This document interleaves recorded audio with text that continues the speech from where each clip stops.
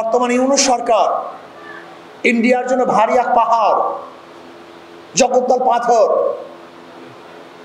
India সরকার ইউনূস সরকারকে সহ্যই করতে পারে না, কারণ সে মুক্ত এক জিন্দেগি বসবাস করতেছে, বাংলাদেশের মানুষকে মুক্তি দিতে চায়।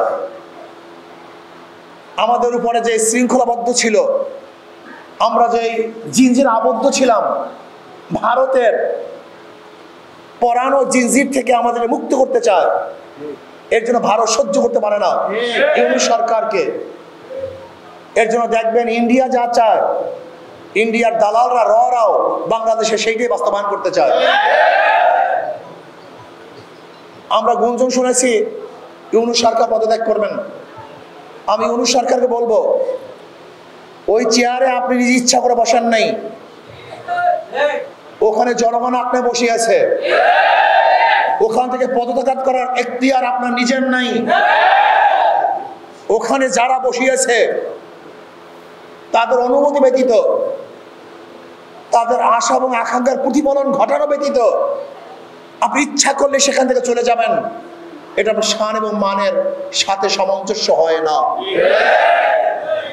এটা আপনার শান এবং মানের খেলা।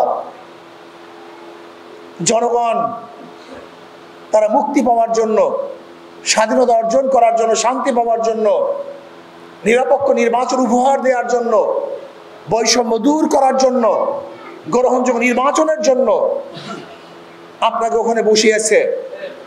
মানুষ সংস্কার চায়, সংস্কার করাবার জন্য আপনাকে বসিয়েছে। আপনি ইচ্ছা করলে পদত্যাগ করবেন, ইচ্ছা করলে ছেড়ে যাবেন, ইচ্ছা করলে গদি ত্যাগ করবেন। আমরা জানি আপনি চান না, কিন্তু এখানে চাওয়া এবং না চাওয়ার আপনার ব্যক্তিগত বিষয় নয়, আপনার ওখানে থাকে এবং না থাকা করে বাংলাদেশের জনগণের বিষয়, এ দেশের বিষয়। কাজে ইউনূস সরকারকে বলবো, কোনো অবস্থাতেই আপনি এমন সিদ্ধান্ত নেবেন না যে সিদ্ধান্তের মাধ্যমে ভারত খুশি হবে, ভারতের প্রত্যেকটা জনগণ হাসবে, মোদী সরকার খিলখিল করে হাসতে থাকবে, এরকম সিদ্ধান্ত আপনি নেবেন না।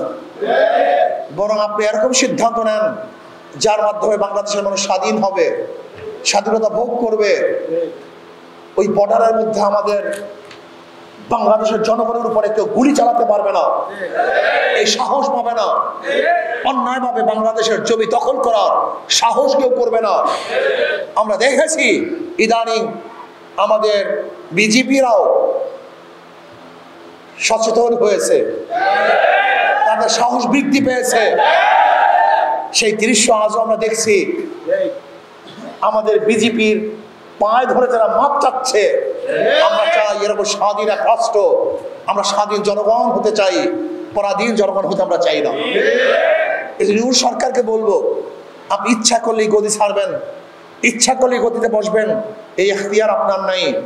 জনগণ আপনাকে বসিয়েছে, জনগণের যখন ইচ্ছা হবে তখন ওখান থেকে আপনি নামতে পারবেন, আর জনগণের ইচ্ছার বাহিরে আপনি ওখান থেকে নামতে পারবেন না।